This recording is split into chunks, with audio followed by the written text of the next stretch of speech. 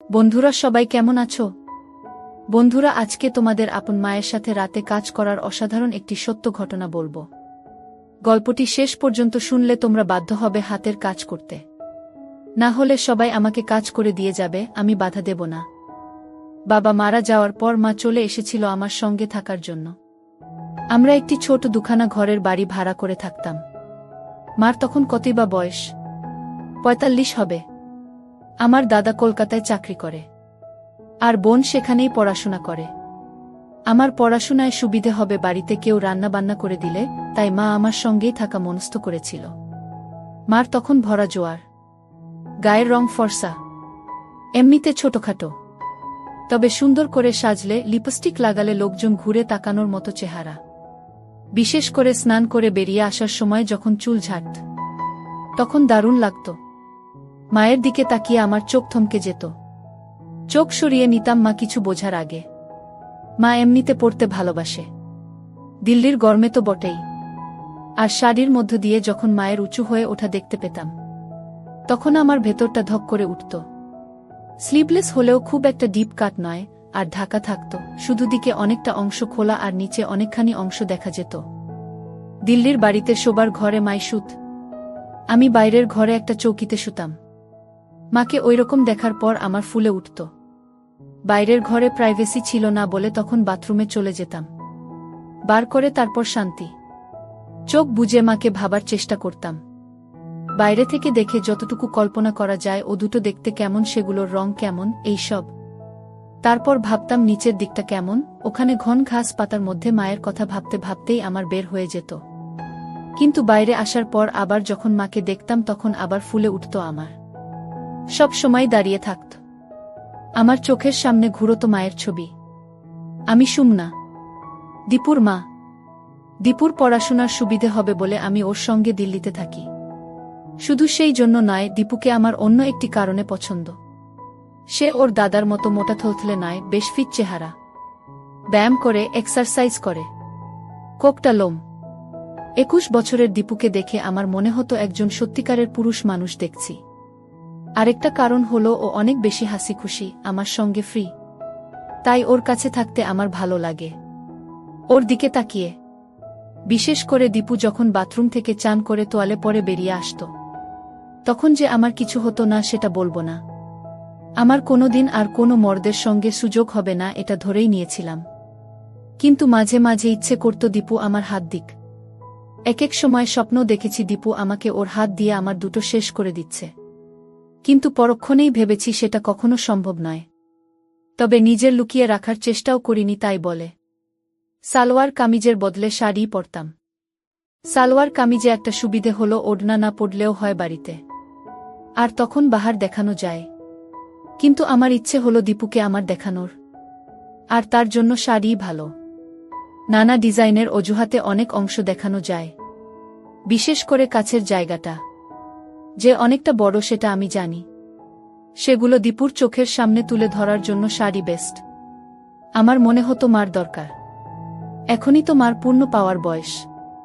আর মনে হতো আমি মাকে সেই দিতে পারি যা পেলে মাও খুশি হবে, কিন্তু যেটার কোনো সম্ভাবনা নেই জানতাম। একটাই সম্ভাবনা ছিল যে যদি মার মনেও একটু উসখুস থাকে, তাহলে একটু সাহস করে কিছু করলে হয়তো সাড়া দিতে পারে। এই কথা ভাবার পর আমার দিনরাতের ধ্যানগান হয়ে পড়ল কিভাবে মাকে তোলা যায়। কি টোপ গিলতে পারে মা? মাকে দেখে মনে হতো মারও নিশ্চয়ই মন আনচান করছে, কিন্তু কিছু বলতে পারছে না। আমি প্রায় ভিডিও দেখি, গল্প পড়ি, সেখানে মার সঙ্গে ছেলের সম্পর্ক নিয়ে অনেক কথা থাকে। ছবি ভিডিও তো আছেই, কিন্তু কি করে ওই অবস্থায় পৌঁছাবো সেটার কুল কিনারা পাচ্ছিলাম না। একবার মনে হলো রাত্রিরে মা শোবার ঘর থেকে রান্নাঘরে যায় জল আনতে বা পরের দিনের রান্নার জিনিস গোছাতে। আমি ভাবলাম ওই সময়ে যদি আমি বাইরের ঘরে শুয়ে হয়ে শুরু করি তাহলে কি হবে, কিন্তু অনেকবার ভেবে ওটা বাতিল করলাম। মা যদি উল্টো রেগে যায়, আমি যে স্বপ্নে বিভোর হয়ে থাকতাম সেটা হলো মা আমার সামনে নিজেকে ধরছে আর চাইছে আমি মার সঙ্গে। কল্পনা করতাম মা আমার সামনে একদিন রাতে এসে দাঁড়াবে, বিয়ের সাজের বুয়ের মতো, তার একটা একটা করে আমাকে দেখতে দেবে, যেন মা নিজেকে প্রেজেন্ট করছে, সবাই যেমন করে ক্লায়েন্টের সামনে। কিন্তু আমাদের সম্পর্ক ঠিক বাবু আর ওদের মতো হবে না। হবে প্রেমের, ভালোবাসার। মার মুখে চোখে লজ্জা থাকবে, প্রেম নিবেদনার গরম ভয় শরম সবকিছু মেশানো থাকবে। আর তারপর মা দেখাবে, টেনে ধরে দেখিয়ে দেবে। আমার স্বপ্নে আমি তখন উঠে মার হাত ধরে আমার উপর রাখব। এই সব ভাবি আর দীর্ঘশ্বাস ফেলি। প্রশ্নটা হলো কিভাবে মাকে দেখাব? কোন অজুহাতে? একবার দেখলেই আন্দাজ করতে পারব মার মনে কোনো সুপ্ত ইচ্ছে আছে কিনা। একবার ভাবলাম আমি যদি কোনো ভাবে মাকে ভিডিও দেখাতে পারি, ছবি বা ভিডিও, তাহলে হয়তো ওইদিকে মন যাবে ভাববে। কিন্তু সেটারই বা সুযোগ কোথায়? তখন ভাবলাম আরেকটু সাধারণ ব্যাপার থেকে শুরু করা যাক। একেবারে ভিডিওতে না গিয়ে যদি গোছের কিছু দেখাই, তাহলে মা কিছু টের পাবে না। আর আজকাল তো সেগুলোর কোনো অভাব নেই। প্রথমে একটু দাম দিয়ে হলেও ফ্যাশন ম্যাগাজিন রাখতে শুরু করলাম, যাতে কম মহিলার ছবি দেখে মায়ের মনে সুপ্ত বাসনা জেগে ওঠে। বিভিন্ন ডিজাইনের পাতাগুলো যে মা দেখছে সেটা লক্ষ্য করেছিলাম। একদিন সেরকম একটি ছবির দিকে তাকিয়ে থাকার সময় আমি বললাম, এই রকম একটা বানিয়ে নাও না তুমি। কথাটা শুনে অবাক হয়ে তাকিয়েছিল মা। এই প্রথম আমার মুখে কথা শুনে। আমি বললাম, তোমাকে ভালো দেখাবে। ছবিটা কাছে টেনে নিয়ে দেখলাম ছবি, কিন্তু অংশটা বেশ কিছু কাটা, আর দিকটাও লোকাট। আমি বললাম, তোমার পড়তে ইচ্ছে করছে। দীপু ওই ম্যাগাজিনগুলো আনতে শুরু করায় আমি খুব খুশি হয়েছিলাম। হয়তো দীপুও আমার দেখতে চায়, কাছে আসতে চায়, একটা অজুহাত খুঁজছে এমন মনে হয়েছিল। আমি দীপুর সামনে বসেই পাতাগুলো ওল্টাতাম যাতে ওর নজরে পড়ে। এই ছবিটা আমি অনেকক্ষণ ধরে দেখছিলাম, তাই সে কাছে এসে বলেছিল, এরকম পড়তে চাই কি না। দীপুর কথা শুনে মনে হয়েছিল দীপুকে আমার দিকে টানার চেষ্টা করব, ওকে তুলব।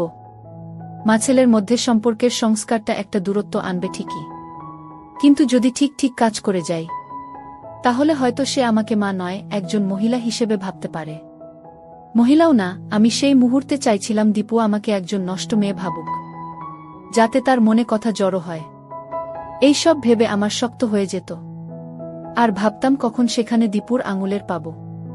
মা আমতা আমতা করে বলল, জাহি কি বলছিস, লোকে কি বলবে? আমি বললাম, কেন, লোকে বলার কি আছে? তোমার কি এমন বয়স? দেখো, এরকম ভালো লাগবে। কথাটা শুনে মা লজ্জা পেল, মুখ লাল হয়ে গিয়েছিল এক মুহূর্তের জন্য, ধ্যাত বলে ছেড়ে দিয়েছিল।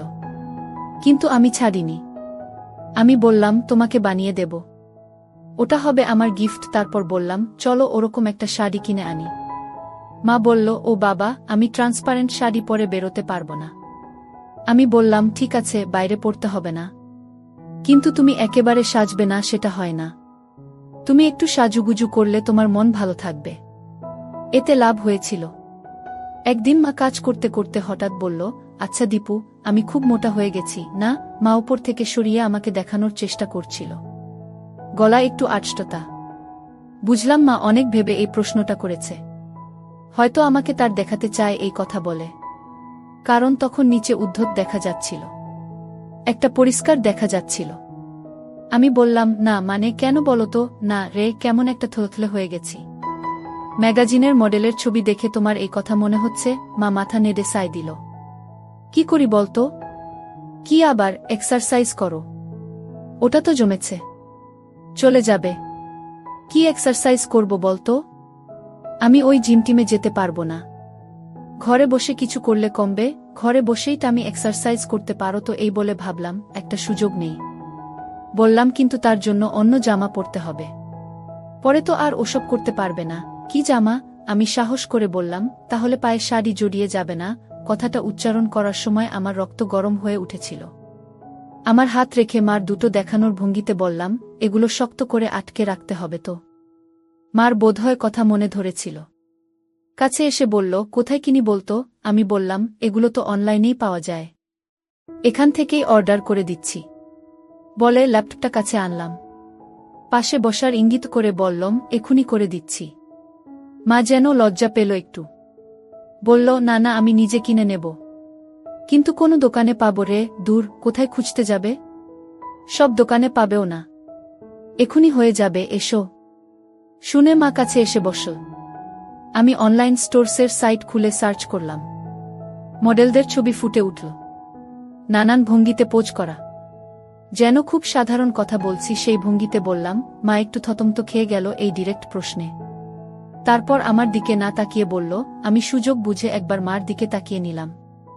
কোনো দরকার ছিল না, তবু মাকে বোঝাবার জন্য যে আমি মার দেখতে চাই। মা টের পেয়ে গুছিয়ে বসল, কিন্তু ঠিক পরের মুহূর্তেই মা হাত তুলে চুলে দিতে লাগল, আর আমি মার সব পরিষ্কার দেখতে পেলাম। তখন আমার গরম হয়ে গিয়েছিল। মা যে ভঙ্গি করছে সেটা স্পষ্ট বুঝতে পেরেছিলাম। মনে মনে ভাবলাম, দাদাও দেখাচ্ছি তোমায়, এই প্রথম মাকে প্রেমিকার রূপে ভাবলাম, তোমার ব্যবস্থা করছি আমি এবার আর চোখ সরিয়ে নিলাম না। যতক্ষণ পারি নির্লজ্জের মতো মার দেখলাম। একবার মার সে অঙ্গে দৃষ্টি বিনিময় হল, দেখলাম মা তখনও চুল ঠিক করার ভান করে মেলে ধরেছে আমার সামনে। আমি ইচ্ছে করেই ছেনালিপনা করেছিলাম। আমি চেয়েছিলাম দীপু ভালো করে দেখুক, আর জানুক যে আমি সেটা উপভোগ করছি। আমি চাই দীপু বুঝে নিক যে আমার দিকে তার চাহনি আমার ভালো লাগে। দীপু যখন আমার দিকে হা করে তাকিয়েছিল, আমি আর চোখে দীপুর দিকে তাকিয়েছিলাম। দেখেছিলাম সেখানে একটা বলিষ্ঠ রয়েছে। সেটা দেখতে পেয়ে আমি আমার হাত আরও কিছুক্ষণ উপরে রেখেছিলাম। আমি তাকিয়ে আছি দেখে মা হেসে জিজ্ঞেস করল, কি বিশ্বাস হচ্ছে না? অত দেখতে হবে না। আমার মুখে কথা সরছিল না। বললাম, তোমার যা সুন্দর লাগছে না, একই কথা বলে যাচ্ছে শুধু। কোথায় আমার আরেকটু ভালো হবে সেটা না, একটু চাইছি এক্সারসাইজ করার কথা। আর ছেলে শুধু ভালো বলেই যাচ্ছে। ওরকম কথায় ভালো না বেশে সত্যি সত্যি একটু সাজেশন দে তো দেখি। তারপর বলল, আচ্ছা শুনেছি নাকি নাচ প্র্যাকটিস করলে কমে? সবাই বলে বেলি ড্যান্সিংয়ের কথা, কমে যায় নাকি? আর নাচটাও শেখা হলো? কি বলিস তুই? আমি জানতাম দীপু লুকিয়ে লুকিয়ে ড্যান্সিংয়ের ভিডিও ক্লিপ দেখে, তাই এই কথা তুলেছিলাম। ড্যান্সিং শিখলে আমার দুটো লাভ ভালো হবে, আর দীপুকে দুলুনির নাচ দেখিয়ে আমার দিকে আকৃষ্ট করব। কোনো মেয়ে যদি নিয়ে কম কাপড় পরে ড্যান্সিং করে দেখায়, তাহলে যে কোনো পুরুষ ঘায়েল হতে বাধ্য। এর মতো নাচ পৃথিবীতে নেই, আর এতে কম পড়ার হাজার অবকাশ আছে, অজুহাত আছে। এমনকি আমি তো কল্পনাও করেছি এক সময় ড্যান্সিং এর নাচ দেখাতে দেখাতে দীপুর সামনে একটা একটা করে করে দেখাবো, একসেট হয়ে নাচব। তখন কি আর আমাকে ছাড়া ওর আর কোনো গতান্তর থাকবে? আমি তো মনে মনে কস্টিউমগুলোও ভেবে রেখেছি। পায়ের দিকটা স্লিট করা থাকবে যাতে দেখা যায়, আর দিকটা যত হয় তত ভালো। আমার কত দিনের ইচ্ছে একের পর এক দীপুর সামনে নিজেকে দিই। কেমন মনে হয় এটা হলেই আমি ধন্য হব। আমার তখন শুধু একটা ধ্যানগান, কিভাবে দীপুর সামনে হব। আর দীপু আমাকে ইচ্ছে মতো ওর শক্তসমর্থ কাছে আত্মসমর্পণ করাটাই আমার হয়ে দাঁড়িয়েছিল তখন। কিন্তু তার আগে ওকে একটু তাতিয়ে তুলতে চাই, যাতে আমি যখন ওর সামনে নিজেকে ধরব সে যেন ঠিকমতো রেসপন্ড করে। এ দেখি মেঘনা চাইতে জল। আমি কোথায় মাকে ড্যান্সারের রূপে ভেবে মারি, আর এদিকে মা নিজেই প্রস্তাব দিচ্ছে ড্যান্সিং করবে। না, মার তাড়না এবার টের পাচ্ছি। কিন্তু আমিও এত সহজে কাবু হব না। ব্যাপারটাকে আরও এগিয়ে নিয়ে যাওয়া যায় কি না দেখা যাক, আমি ভাবলাম। বললাম, এটা তো খুব ভালো আইডিয়া। আমিও শুনেছি, কিন্তু কোথায় শিখবে? এই কাছেই একজন শেখায়। আমি কথা বলেছি, আমার একটা কিছু শেখা হবে, এক্সারসাইজও হবে। কিন্তু এত ভাবছ কেন? আরে তোর দাদাবোন তো শুনেই রেগে যাবে, মা ড্যান্সিং করছে। আর চারপাশের লোকজন আছে না, একটু ওই নাচ কি না।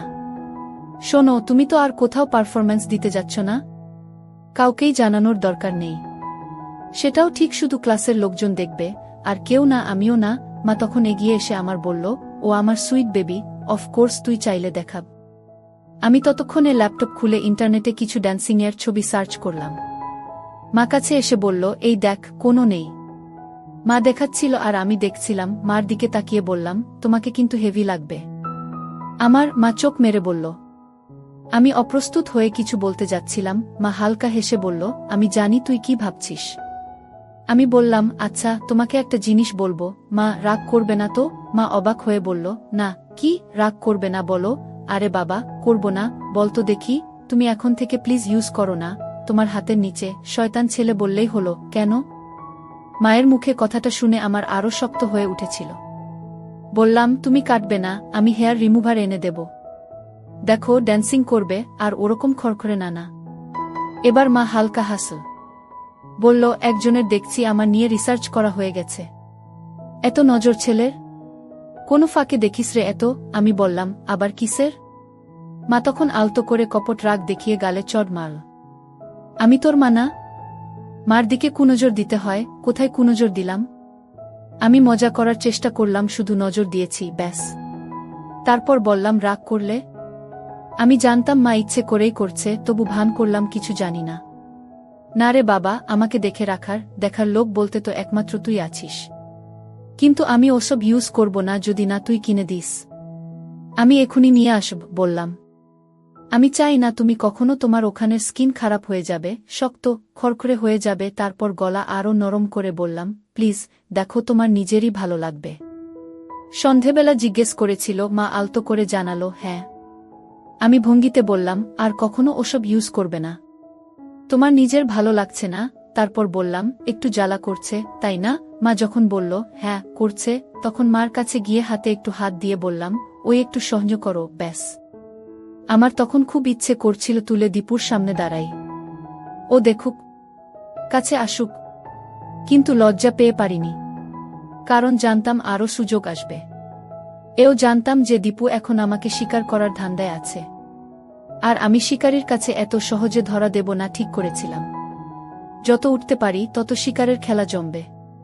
আমি চাইছিলাম ওর আরেকটু কষ্ট পাক, যাতে আমাকে ছাড়া আর কিছু ভাবতে না পারে।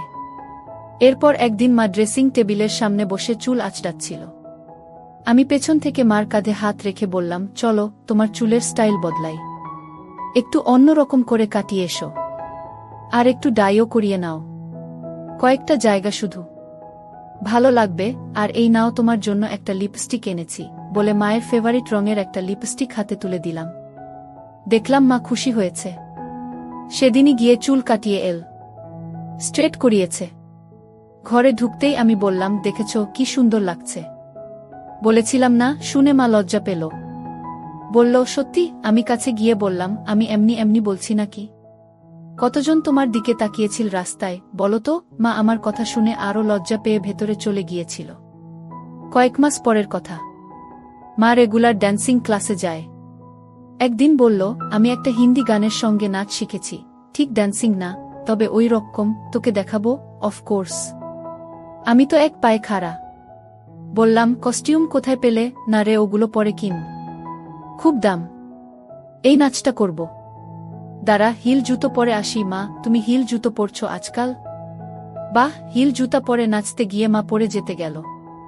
আমি তাড়াতাড়ি মাকে গিয়ে ধরল। মা অঙ্গতা বসত, আমার হাত লেগে গেল, সাথে সাথে আমার শক্ত হয়ে গেল।